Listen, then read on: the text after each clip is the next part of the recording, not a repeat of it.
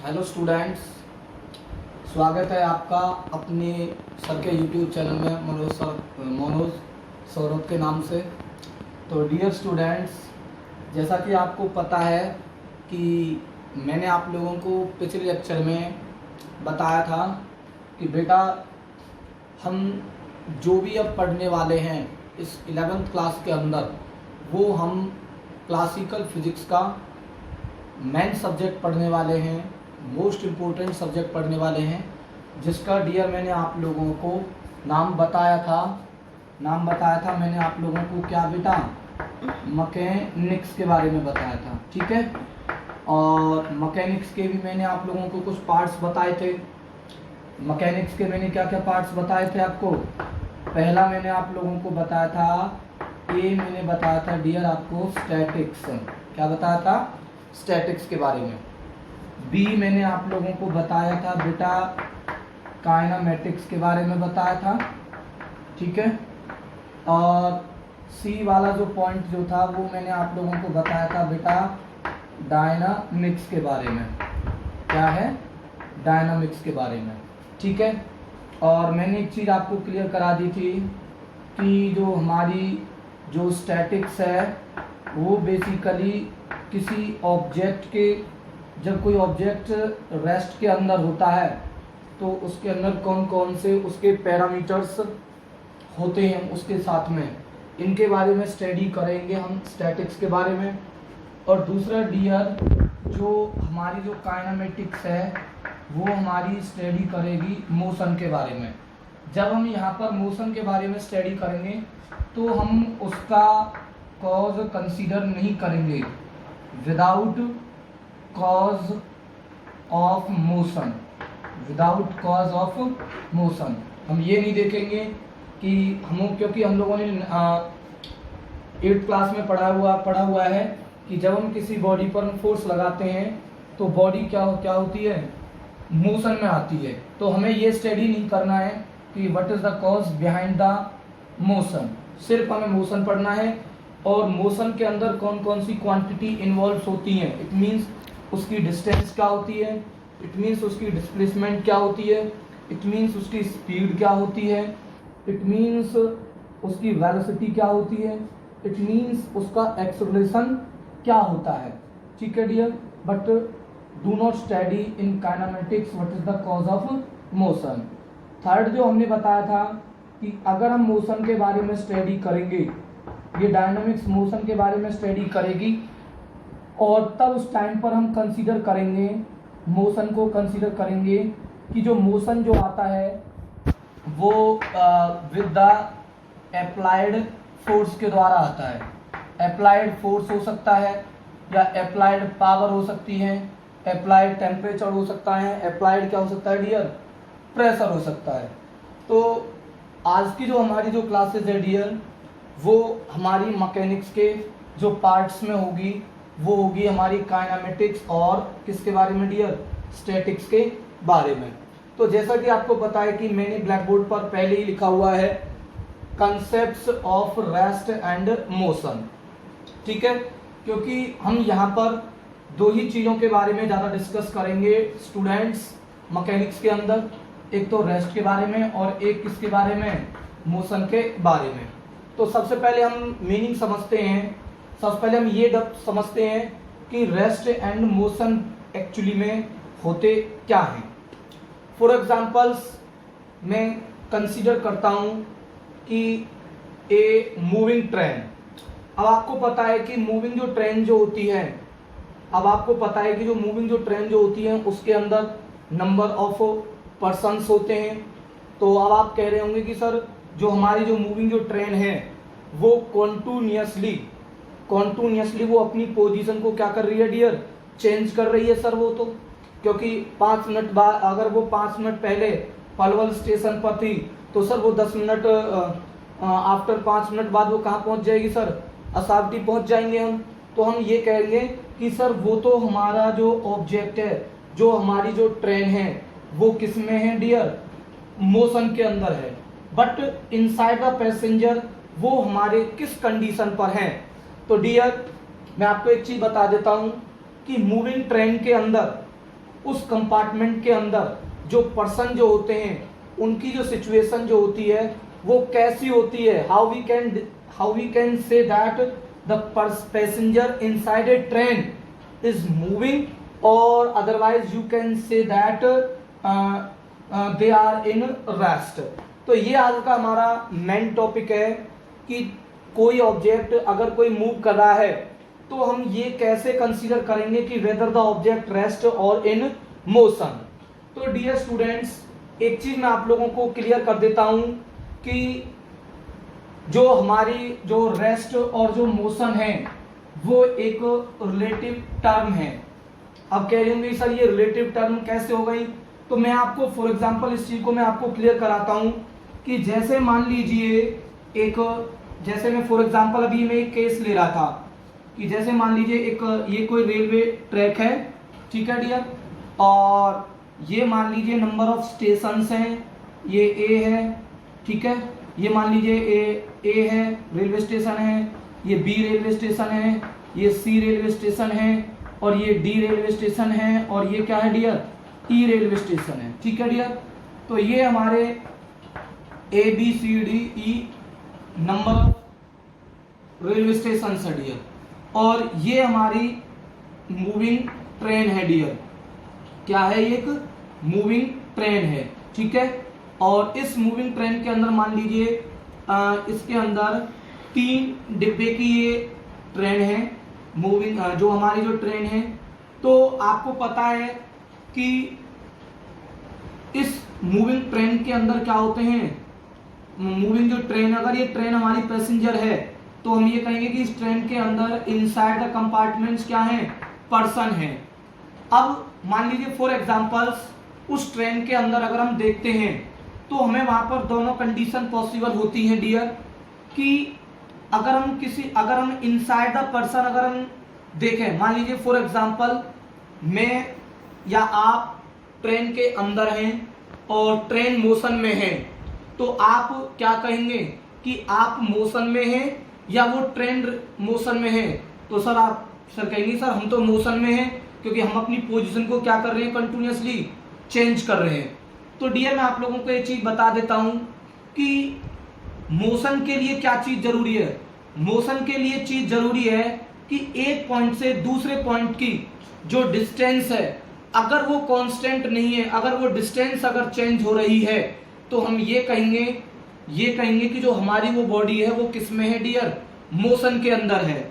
अब जैसे for example train है, अब ट्रेन के अंदर पैसेंजर है, अब एक पैसेंजर उसके अंदर बैठा हुआ है तो दूसरा पैसेंजर भी उससे थोड़ी दूर बैठा हुआ होगा, तीसरा पैसेंजर भी उससे थोड़ा दूर बैठा हुआ होगा, चौथा पैसेंजर भी उससे दूर बैठा हुआ होगा, छठा पैसेंजर भी उससे दूर बैठा हुआ होगा।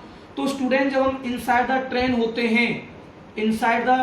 ट्रेन होते हैं तो बेसिकली हम अदर पैसेंजर के रेस्पेक्ट में अगर हम अपने आप को ऑब्जर्व करें तो हमें एक चीज मिलती है कि हमें उन पैसेंजर के रेस्पेक्ट में, अदर पैसेंजर के रेस्पेक्ट में जो उस कंपार्टमेंट के अंदर है उनके जो बीच की जो डिस्टेंस है वो क्या नहीं हो रही डियर, चेंज नहीं हो रही। तो हम ये कंसीडर करके चलेंगे कि जो हमारी जो बॉडी है इनसाइड द कंपार्टमेंट वो with respect to another passenger वो अपनी पोजीशन को चेंज नहीं कर रही है। चाहे हम ए से बी पर पहुंचे, चाहे हम बी से सी पर जाएं, सी से कहां पर जाएं, डी पर जाएं, और डी से कहां पर जाएं डियर, ई पर जाएं, बट उन पर्सन के रेस्पेक्ट में अगर हमारी वो डिस्टेंस अगर चेंज नहीं हो रही है तो हम ये कहेंगे कि वो बॉडी जो है, जो पैसेंजर जो है इनसाइड द ट्रेन वो किस में है डियर, रेस्ट के अंदर है। किस में है, रेस्ट के अंदर। अगर मैं मान लो फॉर एग्जांपल्स कोई साइड में कोई अनदर पर्सन है, वो खिड़की से बाहर अगर कोई पर्सन है, आप लोगों ने देखा होगा कि अगर हम ट्रेन के आउटसाइड में अगर हम देखें, मान लीजिए ट्रेन के आउटसाइड देखें और मान लीजिए ट्रेन के आउटसाइड में कोई अनदर स्टूडेंट्स है यहाँ पर, ठीक है। तो डियर ये ट्रेन क्या कर रही है, ये ट्रेन क्या कर रही है डियर, मूवमेंट के अंदर है। किस में है डियर, ये मूवमेंट कर रही है। मूवमेंट मतलब वो विद रेस्पेक्ट टू टाइम, मतलब 5 मिनट बाद बी पर है, 10 मिनट बाद सी पर है, और 15 मिनट बाद डी पर है, और 20 मिनट बाद वो कहाँ पर है डियर, ई पर है। अगर मान लो एक पैसेंजर एक अनदर पैसेंजर है, पैसेंजर नहीं कहेंगे, मान लीजिए एक ऑब्जर्वर है बाहर आउटसाइड द ट्रेन, और वो इन पैसेंजर को ऑब्जर्व करता है। मान लीजिए जब वो एक ट्रेन जब ए स्टेशन पर होती है, ए स्टेशन से पार होकर के चलती है, तो इसकी डिस्टेंस, पैसेंजर की डिस्टेंस इस आउटसाइड वाले पैसेंजर के रेस्पेक्ट में ये डिस्टेंस है इनके बीच में। जब मान लीजिए ट्रेन यहाँ पर पहुंचेगी, जब ये ट्रेन यहाँ पर जाएगी, तो पैसेंजर इनसाइड जो पैसेंजर है और जो आउटसाइड में जो ऑब्जर्व है उसकी डिस्टेंस पर क्या इफेक्ट पड़ेगा डियर? चेंज होगी। वैसे ही अगर ये ट्रेन सी रेलवे स्टेशन पर पहुंचेगी, सी रेलवे स्टेशन पर जाएगी, तो आउटसाइड का जो ऑब्जर्वर है उससे इसकी जो डिस्टेंस है वो भी फिर भी क्या हो जाएगी डियर? चेंज हो जाएगी। क्या हो जाएगी? चेंज। डी पर जाएगी, तो डी पर जैसे ही डी रेलवे स्टेशन पर जाएगी, डी रेलवे स्टेशन से क्रॉस होकर के जाएगी, तो उस पैसेंजर की डिस्टेंस जो इनसाइड द ट्रेन है उनकी जो डिस्टेंस है इट्स आउटसाइड पैसेंजर से वो कैसी है? और भी क्या हो जाएगी? इंक्रीज हो जाएगी। तो डियर मैं आप लोगों को एक चीज बताना चाहता हूं कि यहां पर अगर हम इनसाइड द ट्रेन की बात करते हैं, इनसाइड द ट्रेन की बात करते हैं, तो डियर हमें एक चीज ऑब्जर्व होती है कि हम ये कहते हैं कि अगर हम इनसाइड द ट्रेन है और इनसाइड द ट्रेन के अनदर पैसेंजर के रेस्पेक्ट में अगर हम अपने आप को हम ऑब्जर्व करते हैं, तो डियर वो जो डिस्टेंस जो होती है आपकी और आपके अदर पैसेंजर के रेस्पेक्ट की, वो डिस्टेंस अगर नहीं चेंज हो रही है, चाहे आप ए से बी पर पहुंचते हैं, बी से सी पर पहुंचते हैं, सी से डी पर पहुंचते हैं, डी से कहां पर पहुंचते हैं? ई पर पहुंचते हैं, अगर वो डिस्टेंस चेंज नहीं हो रही है तो आप ये कहेंगे कि जो वो हमारी जो बॉडी है वो रेस्ट में है। बट वो आउटसाइड वाला पैसेंजर आपको क्या देख रहा है डियर? आउटसाइड वाला पैसेंजर आपको क्या देख रहा है कि आप पहले ए पर थे, फिर वो बी पर है, फिर सी पर है, फिर डी पर है, फिर ई पर है। अगर वो आउटसाइड का अगर वो ऑब्जर्वर ए से बी, बी से सी, सी से ए से ऑब्जर्वर, बी से ऑब्जर्वर, सी से ऑब्जर्वर, डी से ऑब्जर्वर, ई से ऑब्जर्वर, अगर उस डिस्टेंस को देखेगा तो वो डिस्टेंस डियर हमारी कांस्टेंट नहीं होगी, वो फिक्स नहीं होगी। तो हम ये कहेंगे कि वो पैसेंजर किस में है? मोशन के अंदर है। किसके अंदर है डियर? मोशन के अंदर है। तो इस चीज को ध्यान रखना कि वही पैसेंजर इनसाइड द पैसेंजर, वही पैसेंजर हमें रेस्ट में भी अपीयर हो रहा है, और वही पैसेंजर अगर हम अनदर कंडीशन से अगर हम उसको ऑब्जर्व करते हैं तो वो हमें किस में दिखता है डियर? मोशन के अंदर दिखता है। तो how we can say that कि object is, how we can consider that the passenger inside the train is rest, या हम ये कहें कि वो क्या है? मोशन में है। तो डियर ये दोनों ही टर्म ट्रू है कि इनसाइड द ट्रेन के अंदर अदर रेस्पेक्ट के पैसेंजर के रेस्पेक्ट में वो जो हमारे जो हम हैं उसके रेस्पेक्ट में हम कैसे हैं? रेस्ट के अंदर हैं। बट आउटसाइड के रेस्पेक्ट में अगर हम उस चीज को ऑब्जर्व करते हैं तो वो किस में होते हैं डियर? मोशन के अंदर होते हैं। तो मैं यहाँ पर एक चीज बताना चाहता हूँ कि डियर कि जो हमारा जो यूनिवर्स है, या हम ये कह सकते हैं कि जो अर्थ पर जो भी ऑब्जेक्ट है, अर्थ पर चाहे लिविंग थिंग्स हैं चाहे वो नॉन लिविंग थिंग्स हैं, वो डियर रेस्ट के अंदर नहीं है। ठीक है डियर? तो आप ध्यान रखेंगे कि कोई भी बॉडी इस अर्थ के सरफेस पर रेस्ट पर नहीं है।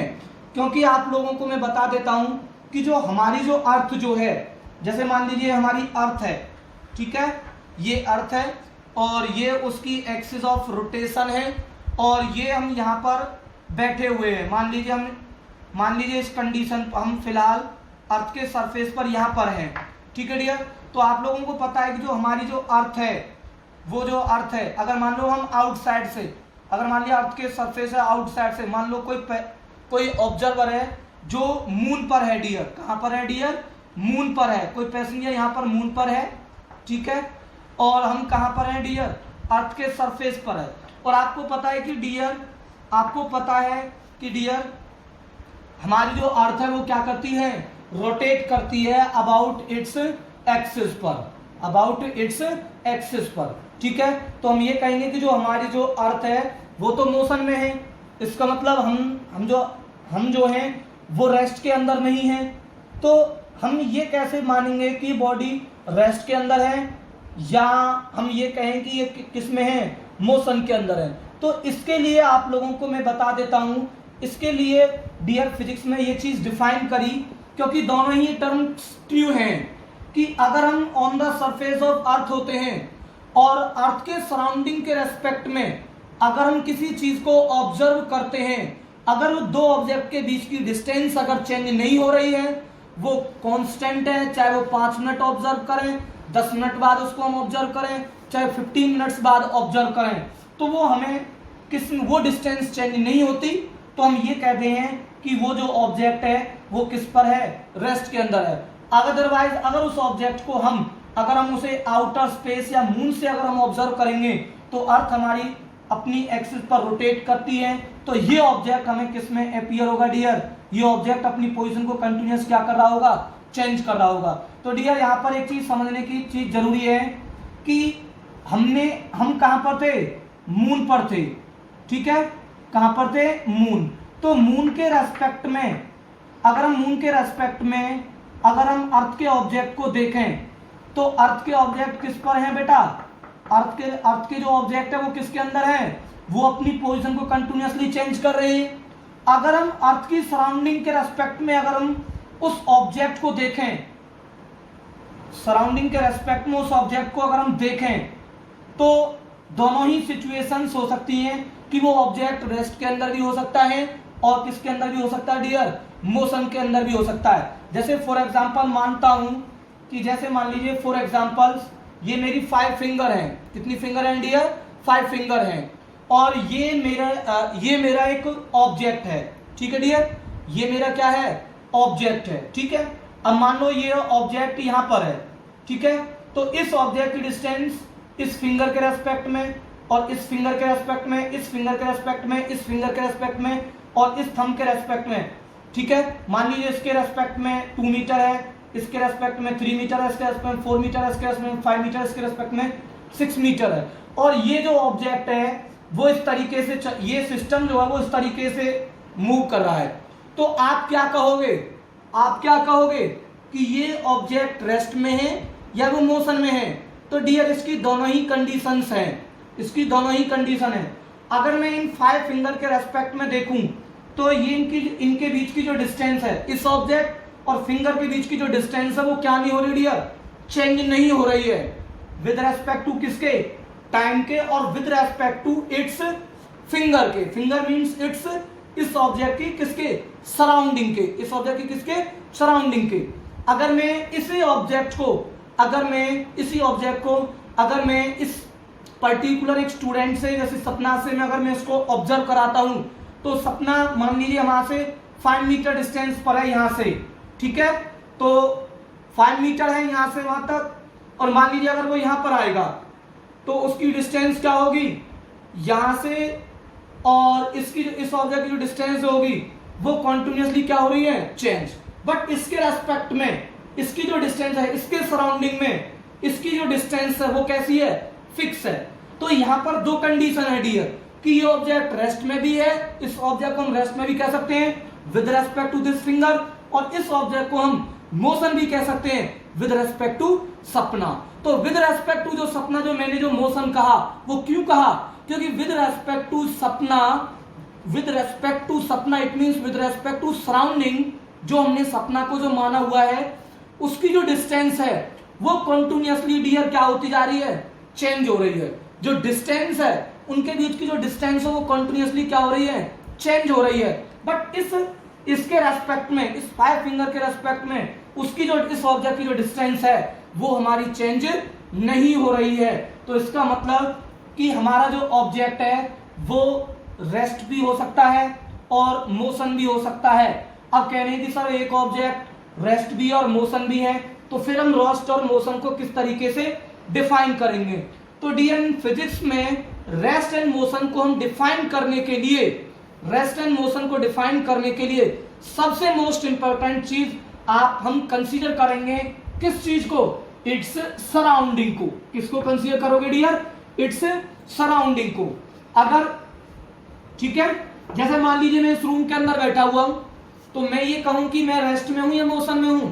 अगर कोई आउटर स्पेस में होगा तो मैं उसको क्या अपीयर होऊंगा डियर, कि मैं मोशन में हूं, क्योंकि जो हमारी जो अर्थ है वो हमारी क्या है, कंटिन्यूअसली क्या कर रही है, रोटेट कर रही है अबाउट इट्स एक्सिस। तो मैं कहूंगा, वो कहेगा कि सर आप तो रेस्ट, आप तो मोशन में हो, बट एक्चुअली में जो सपना जो स्टूडेंट्स है वो क्या कह रही है कि सर आप तो रेस्ट में हो, क्योंकि मेरे और जो आपकी जो डिस्टेंस है वो तो चेंज ही नहीं हो रही, हमारी जो डिस्टेंस है वो फिक्स है।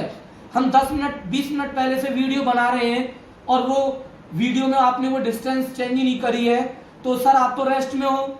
और अदर स्टूडेंट्स हमारा ये कह रहा है, यशिका हमारी ये बोल रही है, हमारी बेटी ये बोल रही है कि वो मून पर गई, उन्होंने कहा कि पापा जी आप तो किस में हो, आप तो मोशन में हो।